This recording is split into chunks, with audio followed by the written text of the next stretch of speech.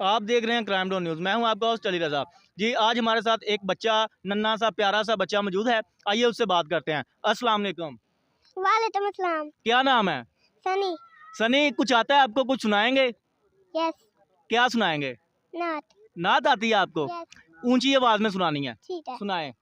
अस्बी रब्बी जल्लल्लाह माफी तलबी दायरुल्लाह नूरे मुहम्मद सल्ले अला ला इलाहा इल्लल्लाह अस्बी रब्बी जल्लल्लाह माफी तलबी दायरुल्लाह नूरे मुहम्मद सल्ले अला ला इलाहा इल्लल्लाह।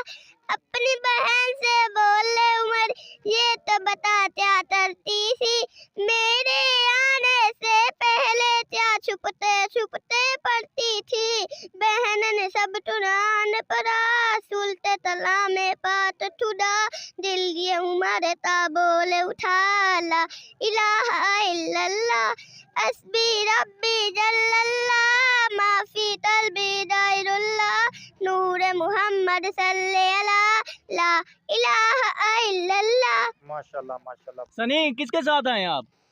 अपने बाबा के साथ। बाबा के साथ आए हैं? यस। घूमने के लिए आए हैं? हाँ जी। और कौन आया साथ? मम्मा। जी। मामा प्यार ज्यादा करते हैं या बाबा? मम्मा। मामा ज्यादा करते हैं, बाबा प्यार नहीं करते? करते हैं। वो भी करते हैं? यस।